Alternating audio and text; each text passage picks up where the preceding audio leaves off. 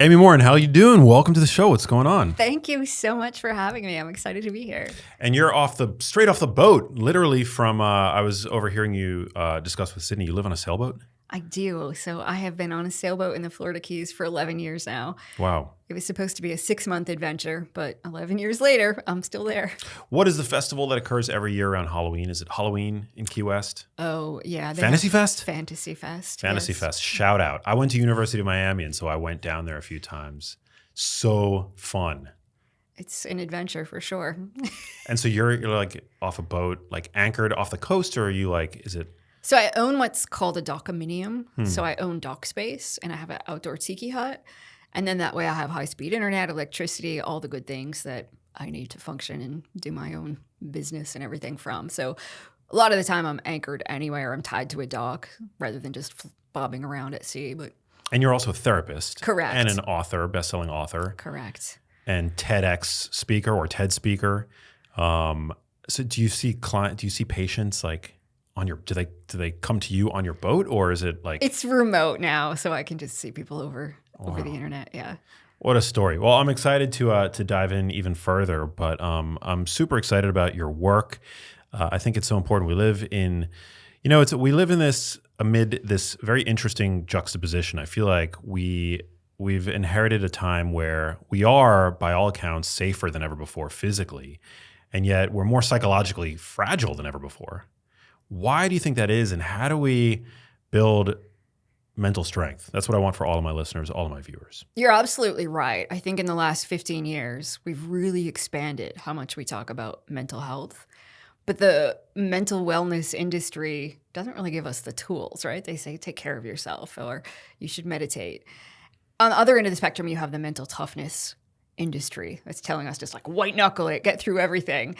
And despite the added conversations about mental health, all the information out there, for one, a lot of it's bad advice, but for two, certain tools only work at certain times. Like meditation is a wonderful skill, but it doesn't work all the time. So somebody might read a book on meditation and then they're like, well, I was in the middle of a panic attack and I tried to meditate, it didn't work, so therefore there's something wrong with me.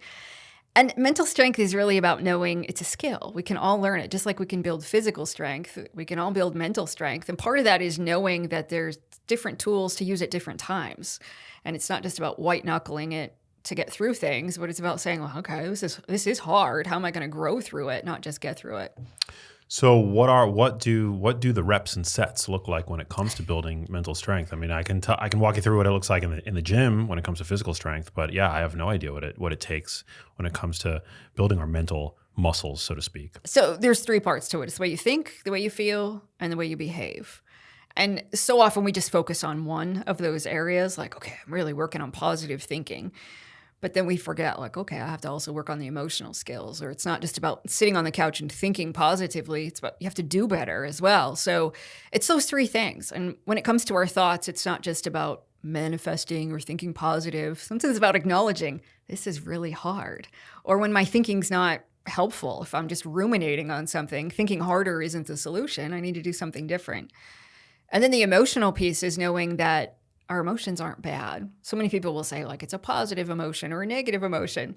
Any emotion has the power to be helpful sometimes, but hurtful at others. If we said anxiety, for example, nobody likes to feel anxious, but your anxiety will talk you out of making a bad decision sometimes too, right? I wouldn't look both ways before I crossed the road if I didn't have any anxiety. And then about our behavior, like sometimes you can't just think your way out of a problem. You have to take the action, right? So it's like, okay, what kind of action am I going to take? And there's so many different skills and tools that we can do in all 3 of those areas. So depending on what you're struggling with or what you're faced with right now, maybe the goal is to say, I'm going to stop thinking about this so much. If I have a problem in front of me, thinking longer and harder isn't going to lead to a better solution. The research is pretty clear that thinking harder about a solution doesn't lead to a better solution. We actually make better decisions when we have, say, an incubation period.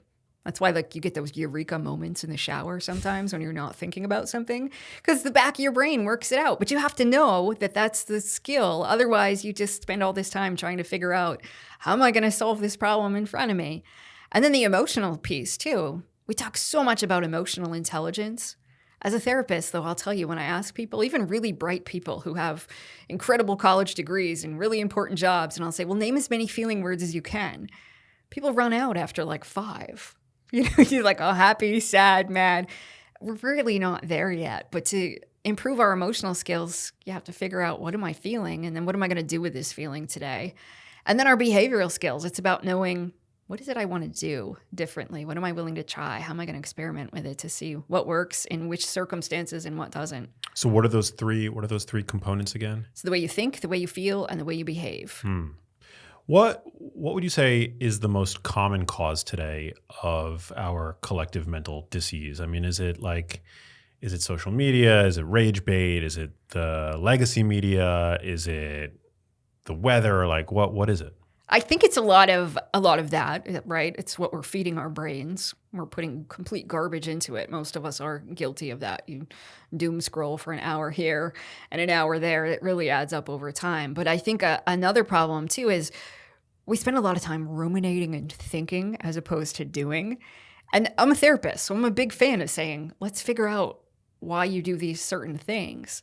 But I'm seeing people now, even more than I was when I started. I've been doing this 25 years.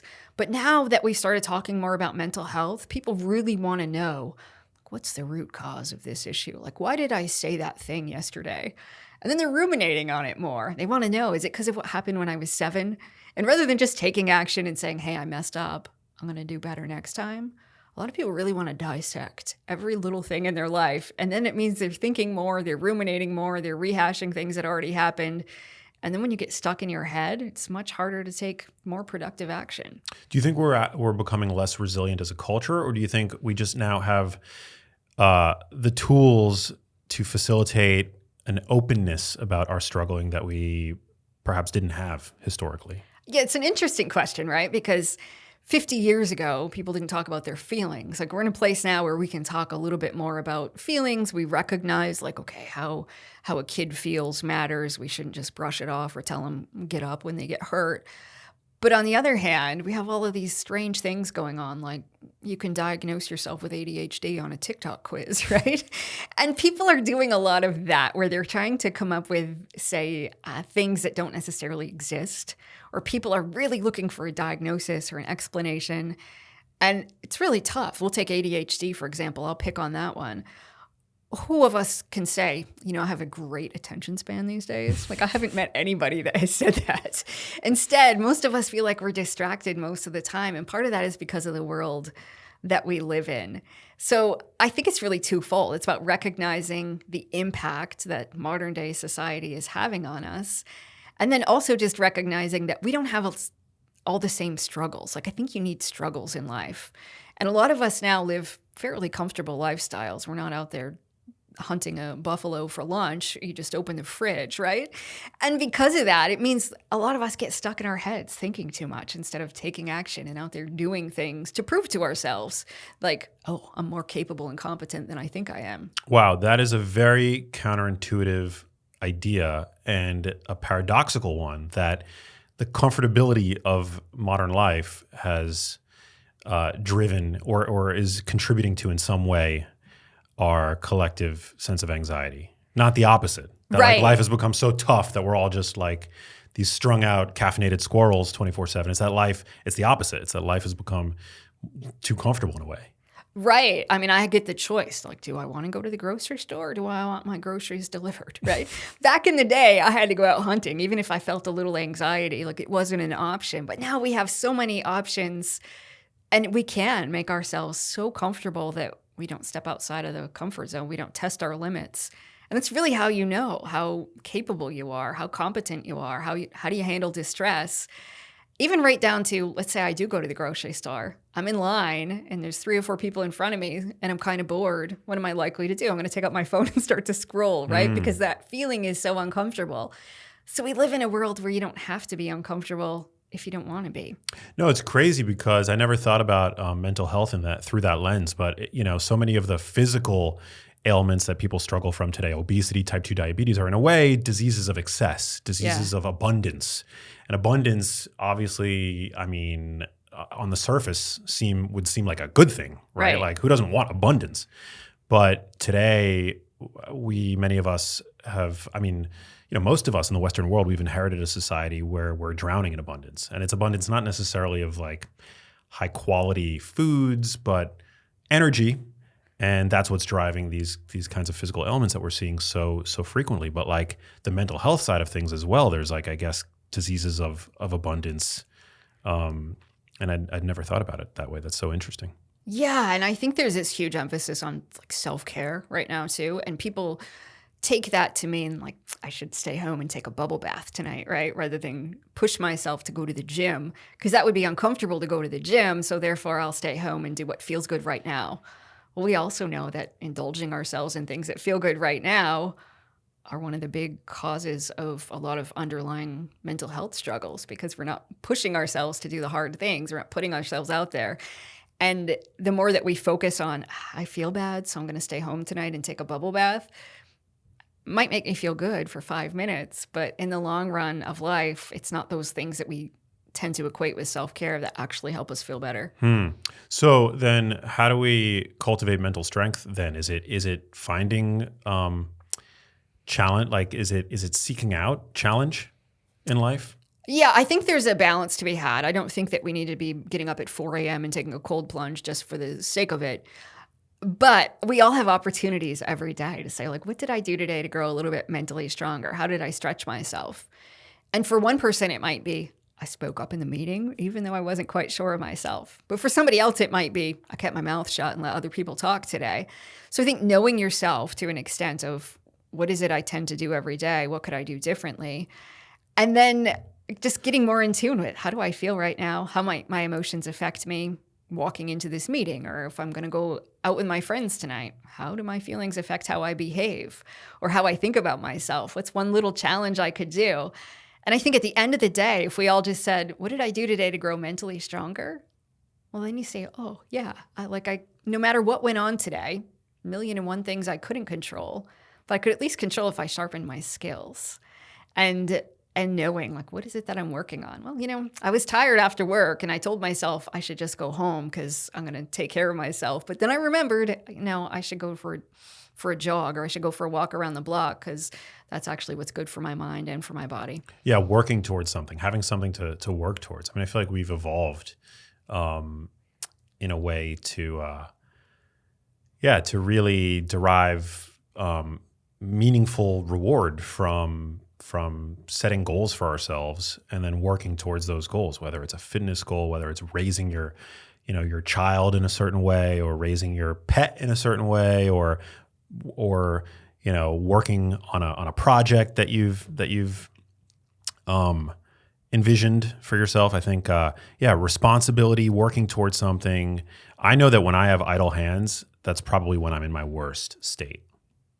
I absolutely agree. We all need a reason to get out of bed every day, aside from I go to work so I can pay the bills, right? Like, what a horrible way to live. But so often it's easy to get caught up in that trap. And if we aren't challenging ourselves to learn something new, if we aren't saying, what are my hobbies? What are my interests? Where's my time and my effort going? It's so easy to just waste it, right? Scrolling, watching Netflix, doing all of these things where we just feel like we're passive about our time and our lives. And who wants to get to be 90 years old and you look back over your life and you think, I sure spent a lot of time scrolling on the couch, right? Yeah. I mean, how much joy do you get tending to your boat? Like working on your boat? Well, it depends on what's going on the boat. But let me tell you, for the most part, like way more. It's just interesting. I learn about myself. I'm learning a new skill. I'm learning about something else going on. As opposed to if I spend 20 minutes doomscrolling, I don't even remember what I just saw, right? 5 minutes later, you could say, what were you doing? I don't know. 100%. My little brother, he for the first time in his life, he's like in his late 30s. He just started planting herbs and various fruits and vegetables, like in his little backyard in Vegas. And it's so interesting because it's almost like, I mean, it's not, I wouldn't go so far as to say he seems like a new person, but he talks to me about this new fangled passion that he has for his own little micro agricultural project in his backyard. And he's so excited. Like every time I come over, because I'm not there all the time, but like every other month when I go and visit him, there's always like some new strawberry sprouting or signs of a new tomato. And he's like so excited to talk to me about it.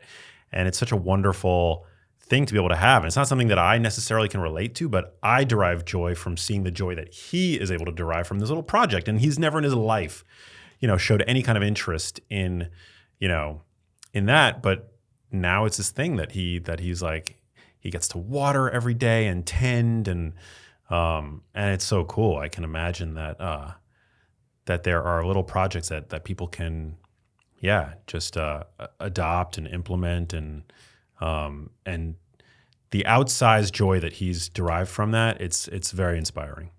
And I love that example. I mean, for many reasons. One, we know that horticulture, doing anything with nature, is really good for our mental health. But a hobby is really good for our mental health. Having something you're experimenting with, like, hey, can I grow this? I just started growing banana trees because I was very curious. Like, I don't know how to grow a banana tree. I'm from Maine originally. We don't have banana trees, but just to experiment with life. Like, what else could I learn about? What can I do? What's that going to look like? And then when it doesn't go well, great. That's an opportunity to either learn something about myself or about something else. Like, all of those things to challenge us are so important for our mental health. What part of Maine are you from?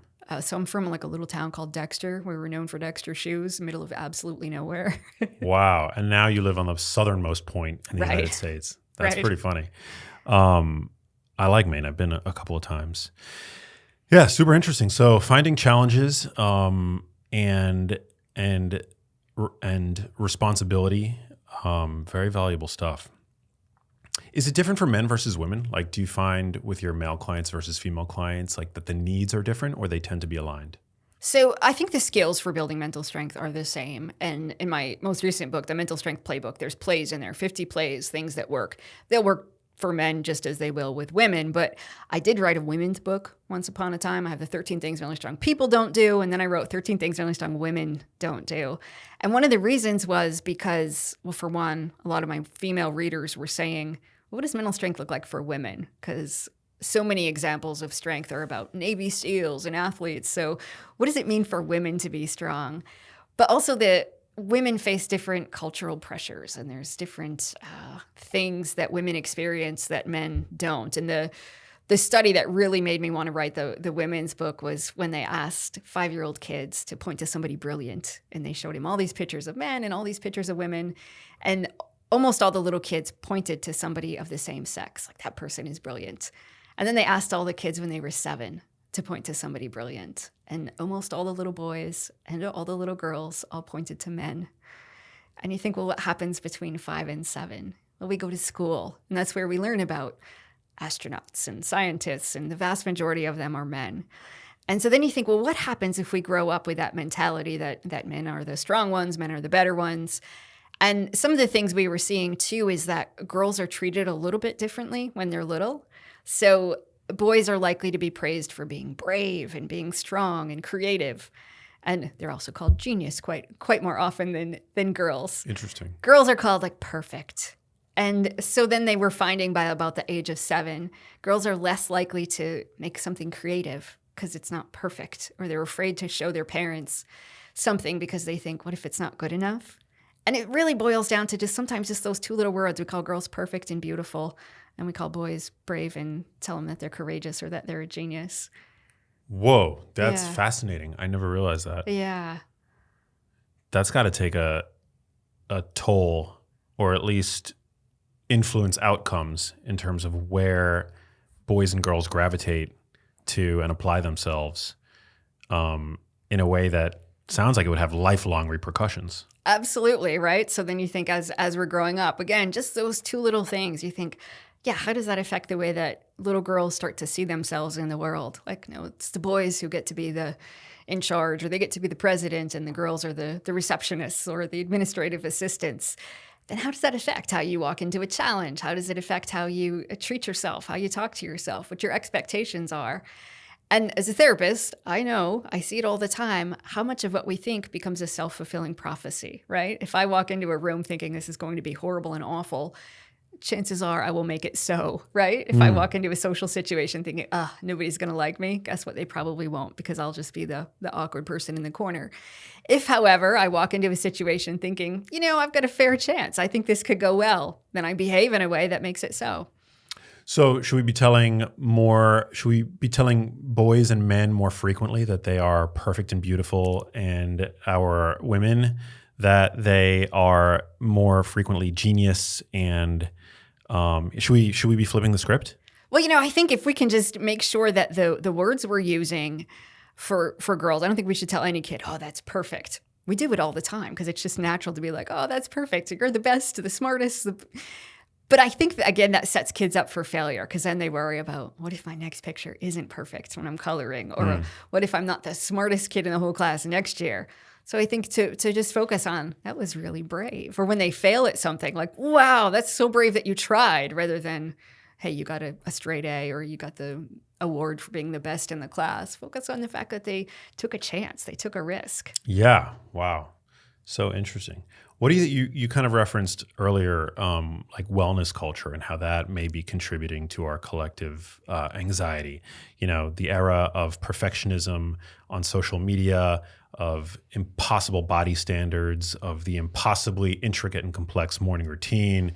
You've got every morning now has like a protocol associated with it, which drives me mad.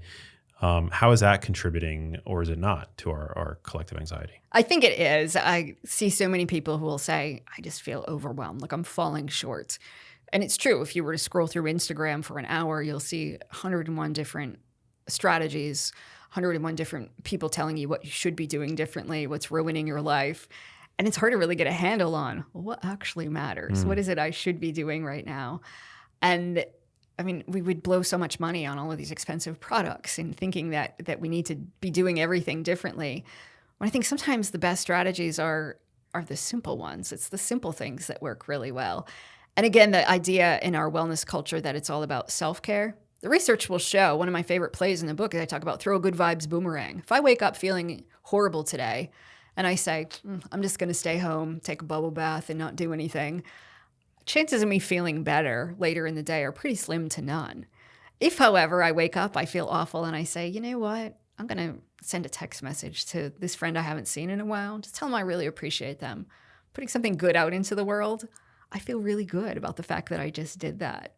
But wellness culture will tell us, like, if you're struggling, you don't have anything to give, focus on yourself.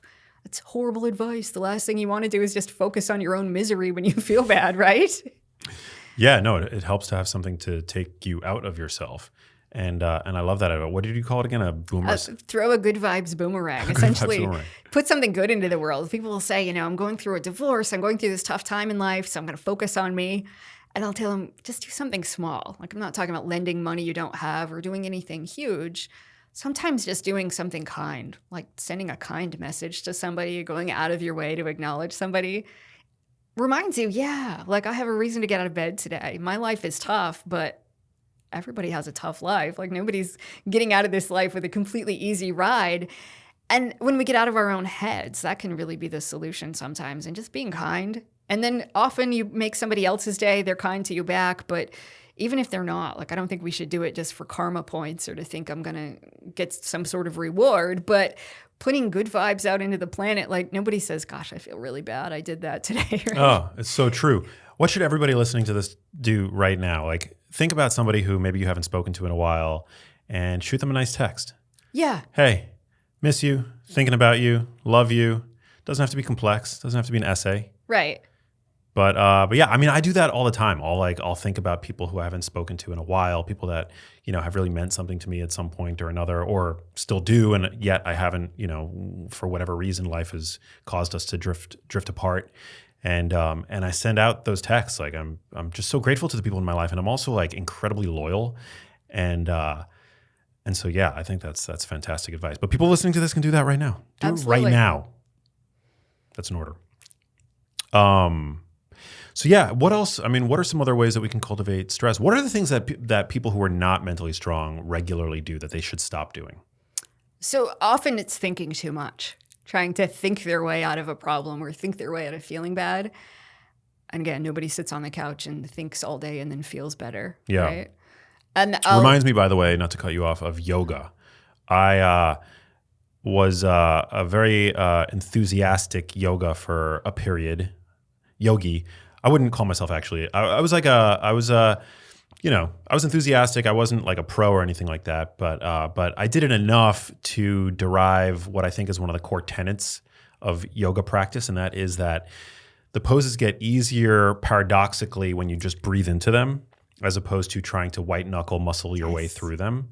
And And so that's kind of what I'm picking up. Correct me if I'm wrong, but that's sort of like when you're struggling with something, the way through isn't to sit on the couch and to try to muscle your way through it, but it's to actually maybe to attempt in a way to breathe into it. Right. And so let's say somebody's struggling with a problem. Well, we make our best decisions when our emotion and our logic are kind of in balance. But let's say I'm really anxious about something. My brain's going to be like, you have to sit here until you come up with a solution.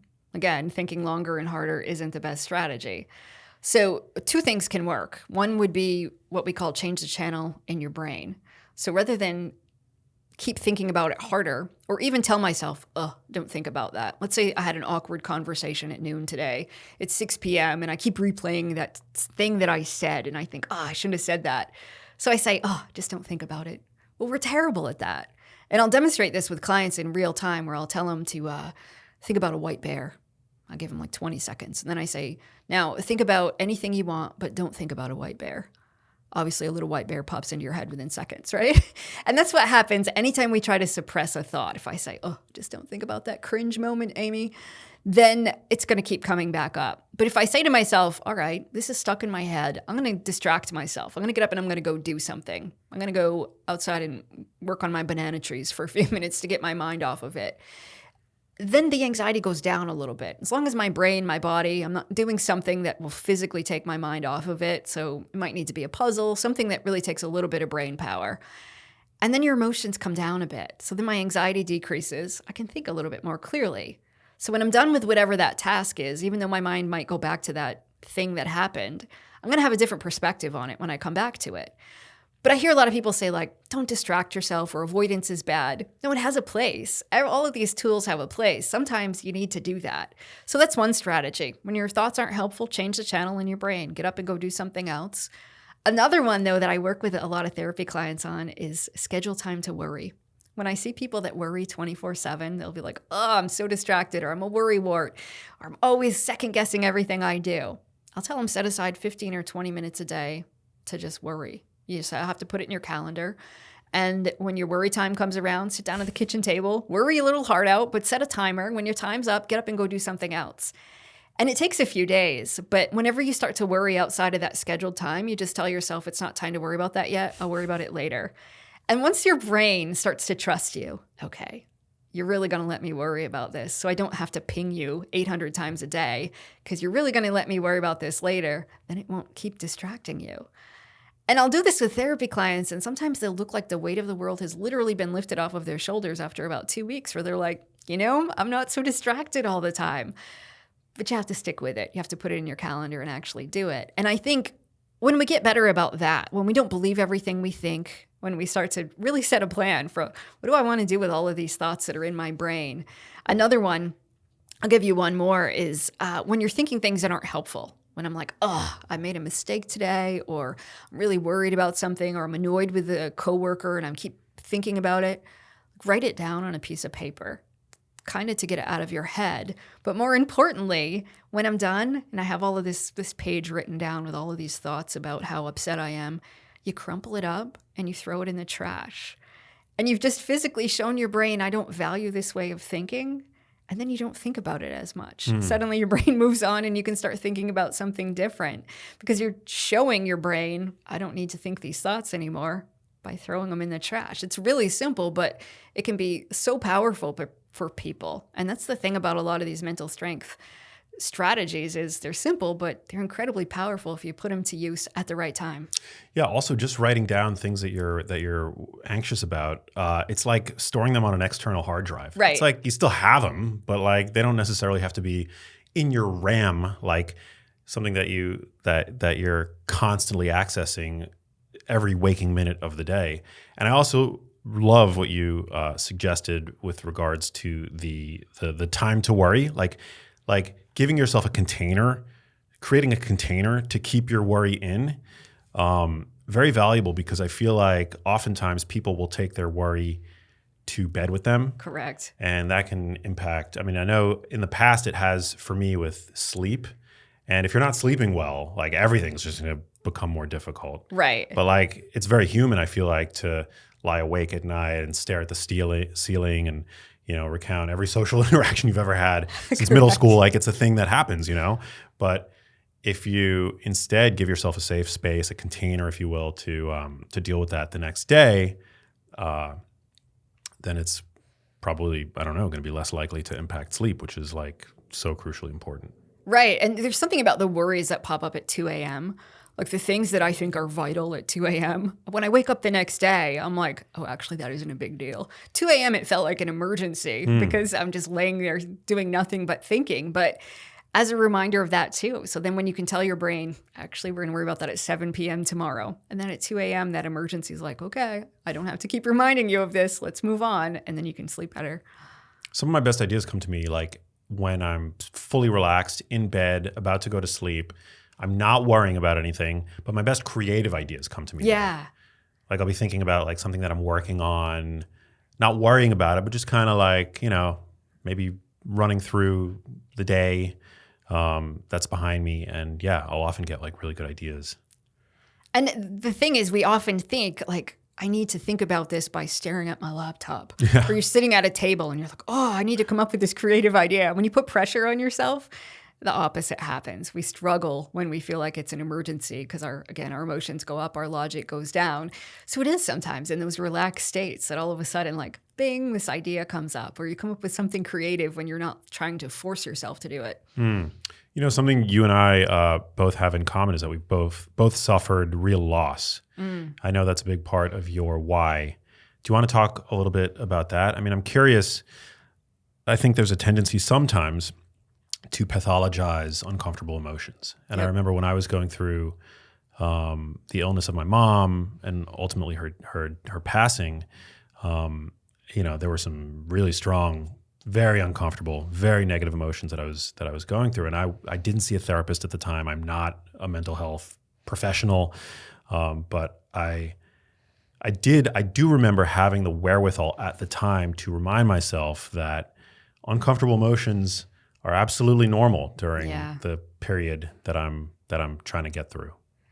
And grief is something I think we don't talk nearly enough about, and everybody goes through it. Yet when we do, it's like surprising, or it's awful, or it's even as a therapist, I felt so unprepared. I was 23 when my mom passed away, and she had a brain aneurysm that had ruptured. So she was here 1 minute and gone the next. And unlike your experience, it was just so sudden and unexpected. And not that there's a better or a worse way to lose somebody, for sure. And so here I am, a therapist. I've got all this textbook knowledge of how do you go through tough times. And I thought, it kind of falls quite short from what I had expected. And that was really what set me on this journey to learn more about mental strength. Like, how do you go through these tough times? Because the tendency was to kind of white knuckle it. And I thought, if I just white knuckle it, I'd be like so many people who would come into my therapy office and they'd be like, Amy, they say time heals everything. Well, it's been 10 years since I went through something really hard and I'm not better yet. Like, when is this pain going to go away? And I'd have to tell them, like, the time doesn't heal. You just kind of white knuckled it the last decade, and you're really going to have to go through some painful emotions to come out on the other side. And so that's what started my journey in learning about mental strength on a really personal level. And then when I was 26, it was the 3-year anniversary to the day that my mom died. My 26-year-old husband died of a heart attack. And I didn't know that you could even have a heart attack at 26, but the fact that it coincided with the anniversary of my mom's death just made it so surreal. And again, just like when losing my mom, losing him was sudden and unexpected. He didn't have any history of known heart problems. And we were talking about how to spend the day, because obviously anniversaries of somebody's death can be a difficult day anyway. We were talking about how to spend that day. And the next thing I know, he passed away on that same day. And I'm supposed to be a therapist, and like, oh my gosh.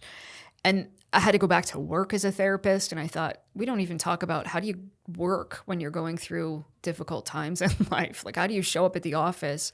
And how am I going to help other people deal with their problems when my own life was in shambles? And a lot of that was really what drove me to eventually write this book, was to talk about mental strength in the office sometimes is different from what it looks like at home. And so I spent a lot of time was working on myself. We had 3 days of bereavement time, and which obviously isn't enough to do anything. I was able to tap into some short-term disability benefits because I got diagnosed with acute stress disorder. So that bought me 2 months. But even at the end of 2 months, like I didn't feel ready to go back to work as a therapist, but needed the money. I now had a mortgage to pay with just my paycheck. So went back to work and continued to just study mental strength. Like, what does it mean to really work on this? So many people talk about resilience, and when they do, they talk about bouncing back. And I thought, if I just decide I want to be resilient, I feel like I'm going to then just be like bracing myself for the next shoe to drop in life. And I don't want to live like that. I want to make sure that I enjoy the good times because life's a roller coaster. We're all going to have ups, we're going to have downs. But I would see people that would like white knuckle it through the hard times and try to like bounce back. But then when life was good, they couldn't enjoy it because they thought, yeah, but I know something bad is going to happen again. And I don't want to be blindsided. So I'm going to be ready for it this time. And then they just didn't really get the most joy that they could have out of life when it was good.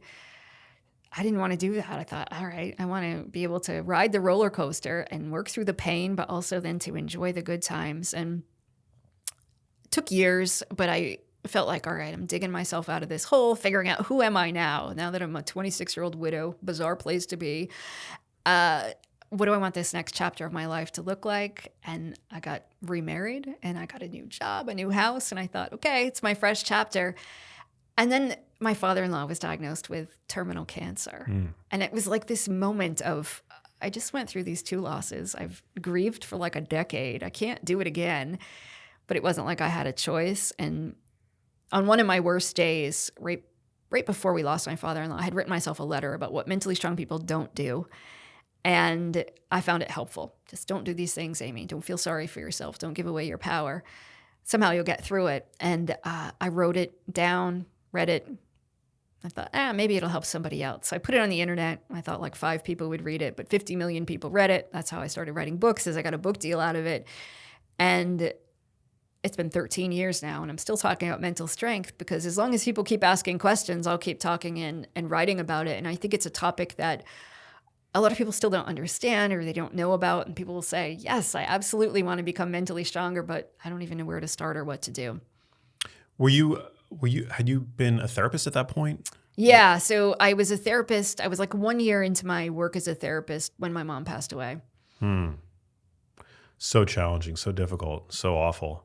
I don't know how much nutrition and like physical exercise activity like play into your protocol, like how much you've studied like, nutrition and exercise. But I mean, something that played such a huge role for me was just continuing to show up at the gym and and work, continuing to lift weights. And it wasn't an intricately complex workout routine or anything like that. I didn't have an Instagram worthy morning routine, but I just remember like going to making sure that I was going to the gym like on schedule and taking that hour out of the day to show up for myself, to keep my body strong, played such a like outsized role in terms of my own mental fortitude during that time. And then like sauna, I remember I was like religiously saunaing and making sure that my nutrition was on point. And around that time, I was writing my second book called The Genius Life. And I remember this really interesting I remember stumbling upon this like really interesting insight in the literature when I was reading about like cold water immersion and saunas and all that stuff, which, now on social media, it's like, it's gotten to the point where it's like almost eye roll worthy when you hear people talking about their morning routines, because it's just become such a cliche at this point for what the wellness industry represents. But ultimately, like what I thought was like really fascinating about all this stuff was that there's like how I heard it described in the literature was that there's a cross-adaptation effect that occurs where, you subject your body to physical stressors and there's like a spillover strengthening effect that happens mentally, psychologically, which whether it, boils down to neurotransmitters. I mean, I'm sure there are many potential mechanisms, but to me that was pretty cool because you can't white knuckle your way through, life's myriad stressors, and certainly not the kind of stressors that you're talking about, loss and illness and things like that. But if you just subject your body to certain physical stress modalities, that it might have this like this spillover effect in terms of your mental fortitude. To me, that's something that like was incredibly like empowering. And I absolutely agree with all of that. And I think what a tangible way that we get to test a lot of the thoughts that we have. So I've been trying to run a 6-minute mile for, I don't know, 5 years now, maybe even longer than that. Can't quite get there, but I try. But never fail. About 3/4 into it, my brain will be like, you're dying, right? You have to stop. You can't possibly take one more step. And it's a wonderful opportunity to be like, actually, I can keep going. And I realize how much my brain underestimates me and the things that I can do every day. Like, what a wonderful way to challenge it. So that when my brain says, you can't do that either, I'm reminded, like, no, my brain doesn't really recognize my capacity of what I could do. Or there's so much research behind weightlifting. If anybody has been through trauma, like lifting weights is one of the best things that you can do. Something about building your body up really helps us to feel like we're much more invincible. We're ready to face something else that happens to us in life. But also just walking around the block. I can remember my lowest days. I didn't always feel like I could do certain things, but push myself to get up off the couch and be like, let's just walk around the block, get a new perspective, go do something else for a little bit and see what happens.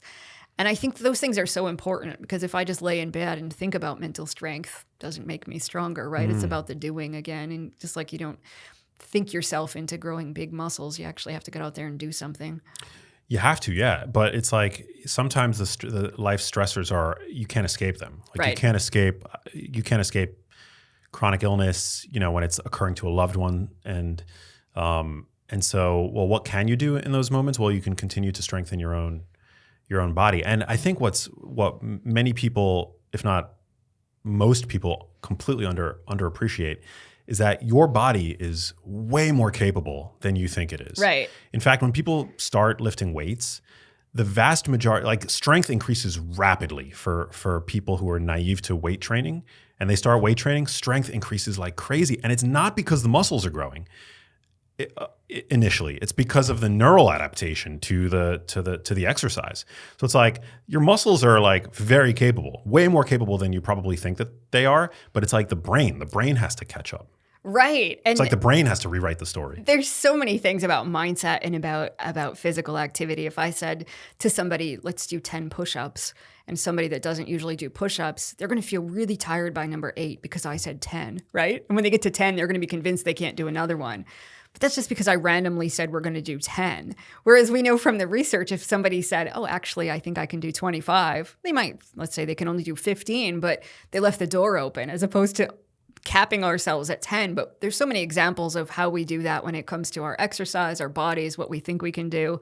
And if you always listen to your brain, again, like when I go to lift weights or I go to run, my brain's like, ooh, don't think you can do another one.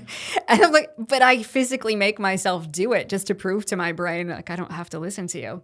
Yeah. Sometimes your brain can either be your best friend or your worst enemy. Correct. Right. I mean, there are plenty of times when we overestimate ourselves, right? We wouldn't have like, I don't know, a lot of bad YouTube videos out there if people didn't overestimate what they were capable of doing and they do bizarre stunts and things. So I think it's important to know your limits. However, also just to know that your brain will underestimate you. It wants to keep you really comfortable and safe, and often overestimates the risks that we face. Amen. It's so true. So who did you write your latest book for? It's a playbook of sorts for building mental strength, mental fortitude. What would you say are the most surprising takeaways from the book? I think one is that you don't have to feel strong to be strong. And a lot of people were like, I just don't feel strong enough, right? I need to know what else could I do. But you just need to know what to do when you don't feel strong. And that's why I wanted a playbook. It's got 50 different plays in there, and they're all the things that can help you in the moment, like schedule time to worry or take out the mental trash and throw it away. And just knowing that when you don't feel strong, all of us have times when we don't, that there's something that you can do right in that moment. And you won't know until you experiment. I might find that certain things work for me. You might say, gee, that doesn't work at all, or works for me sometimes, but not others. And again, so much of the self-help industry is about like one skill. Like you should really practice this one skill and it will change your life. But the truth is that one skill is a wonderful skill sometimes. And I really wanted to write a book that would help people figure out, well, when does this skill work? And I'll give the example. Before I gave my TEDx talk, I'm backstage. There's all these other speakers. Some of them are meditating. They're quietly listening to classical music. If I did that, it wouldn't work for me. When I step out on stage, my heart's going to start pounding. I'm going to be all sweaty. And if I had just meditated 10 minutes before, my response is going to be, obviously that didn't work. And I'd work myself up into a panic. But knowing that about myself, backstage, I can be like, okay, what am I going to do? I'm going to listen to a song that fires me up. I'm going to do something that helps me feel more energized. And I'm going to tell myself when my heart's racing and my palms are sweaty, I just tell myself like, this is excitement, not this is terror. And then I step out on the stage and I'm like, yeah, I'm still excited. This is going to work. And that's what works for me. So I think, again, it's knowing yourself and knowing that there's always a play you can run, just like in a football game or a basketball game. You don't know what the other team's going to do. You know what's going to happen next. But if you have a trick up your sleeve, a play you can run, did it work or not? And if it didn't, try something else. Yeah, and you don't necessarily perform your best with no anxiety, right? Isn't there some like psychological truism that like you need like a baseline, like you need some anxiety to actually perform your best? That's the thing. I think we often villainize anxiety. People are like, I have to get rid of all my anxiety. No, you don't really want to. Some of the highest performers and the best achievers in the world are struggling with a fair amount of anxiety, and that's what pushes them to keep doing better, right? Like overconfidence tends to make a lot of people not prepare, or they don't put their head into it when they're in the middle of a game. They're not paying attention. If you have some anxiety that, oh, this is going to be a challenge, and yet you also believe I can rise to the challenge, then you perform a lot better than if somebody says, this will be easy. Totally. Yeah. I mean, when I have to do like a talk or something publicly, I try to do exactly what I would do home. Like I try not to change up I try to curate my environment and organize my schedule in a way that allows me to do whatever it is that I would normally do at home on the road. So like I drink coffee, I wake up, I try to get a workout in. I try not to do anything all that different. Just so that I know that like my bases are covered in terms of like my body, like what my body needs. And then I also try to like, people tend to like think that there's like something else that you need to do, but intuitively to me, doing something else like makes everything like less predictable. Yeah. And I think there is a lot of research about that when we know what to predict around us, we know what's going to happen next. It doesn't take up all that cognitive power of having to be like, oh, what's next? What am I going to do? Right? You could waste so much brain power before you do the thing that by the time you get up there or you get out there to do something that you've wasted 90% of your brain power just figuring out what are you going to do this morning and how to get everything organized. When we make things predictable, well, then you save some brain energy for the task that matters. And there is some research that will show that like a ritual, right? We know like a basketball player on the foul line probably dribbles the ball the same amount of times. And they have a little pre-performance ritual that they go through to get their brain in that state. So there is some research that will show that if I am going to step up on stage, maybe 10 minutes before I do a keynote, I always have one little thing that I do, whether it's I listen to the same song or I call the same person, send the same text message, just to get my brain in that state of, oh, this is important. I'm going to go do that thing right now. But I do think it's important to save our brain power for that event too. Yeah.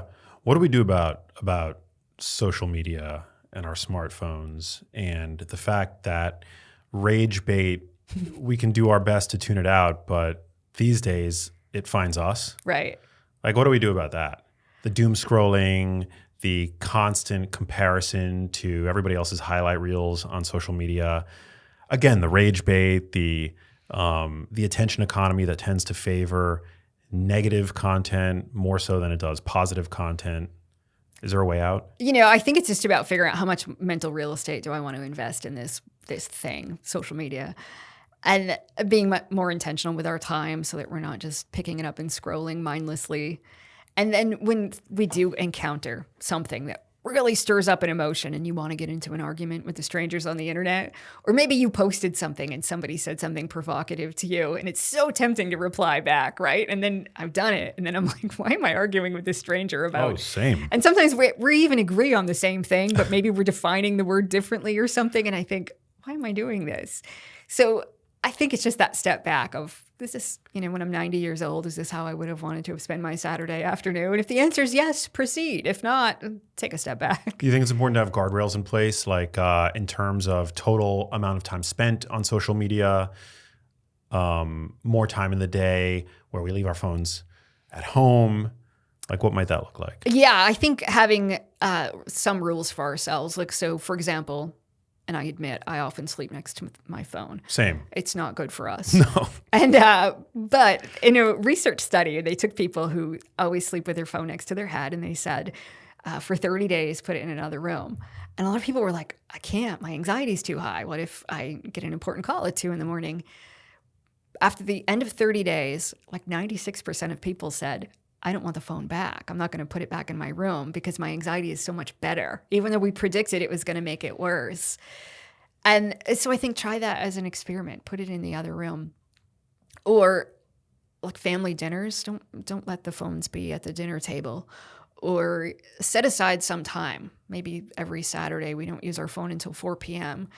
And the research will show it doesn't take huge amounts of time for us to get better at functioning and being social. Sometimes just those little guardrails can make a big difference. And an example is kids that use their phones all the time. So many young people do. They took one group of kids and they sent them to summer camp where they couldn't have access to their phone. And the other group, they let them keep using their phones.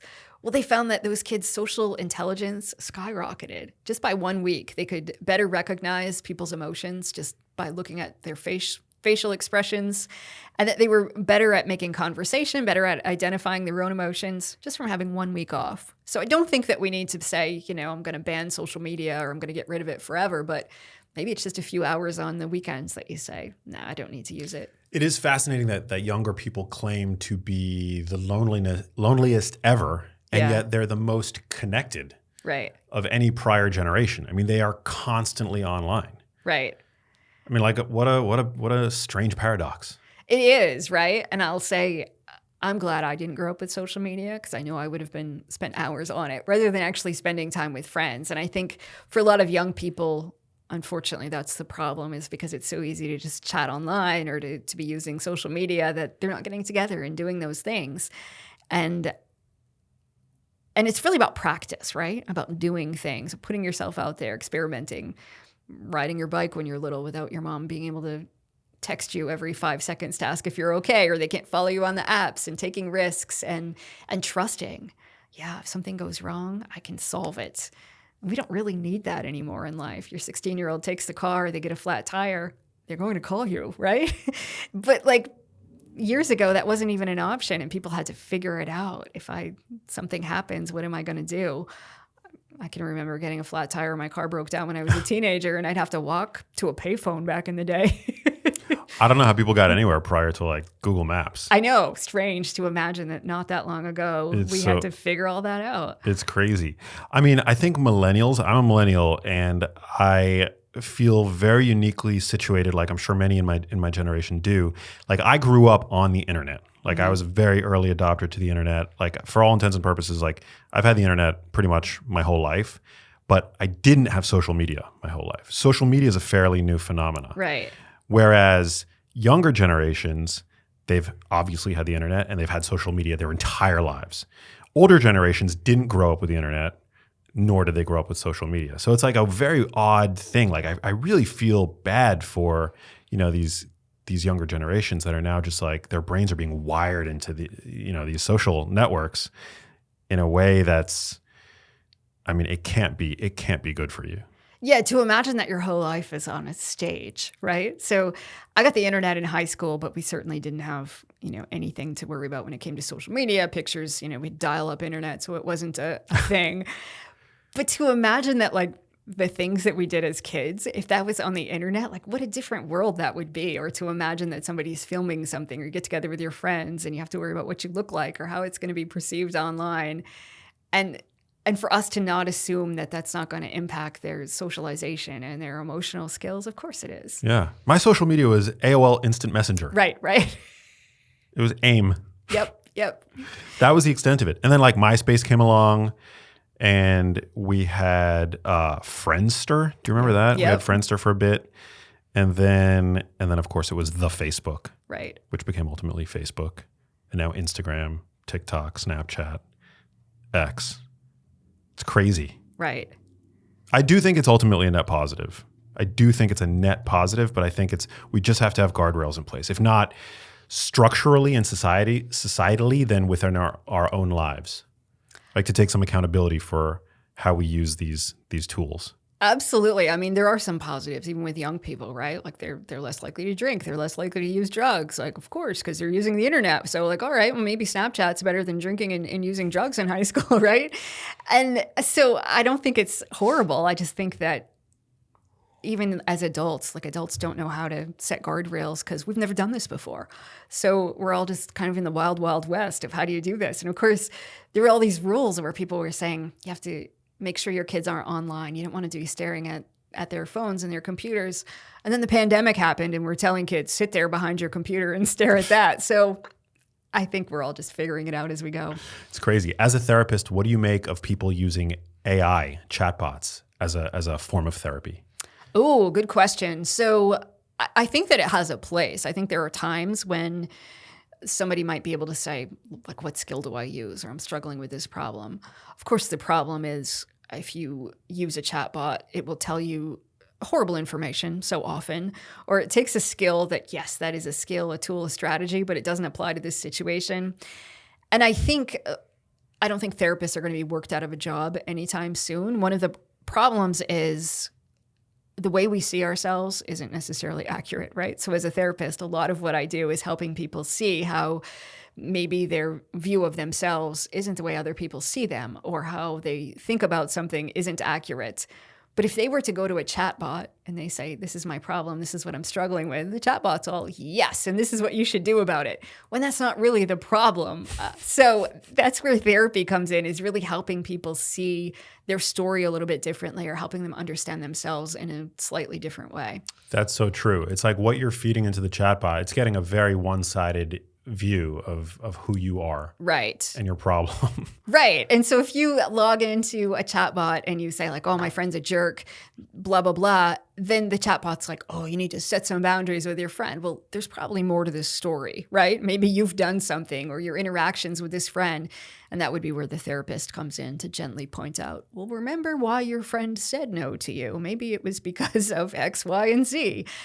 But we don't see the whole story. And then, of course, if you push back on a chatbot, if it tells you to do something and you say, no, that doesn't make sense, here's why, it will very quickly say, oh, you're right, don't do that. Yeah, it panders. No doubt about that. Well, thank you for coming out. This is fascinating, and I definitely implore people to check out your work, check out your new book. I know that you're very prolific on social media. Amy, I've got one last question for you, but before we get to that, where can people pick up your new book and how can they connect with you online?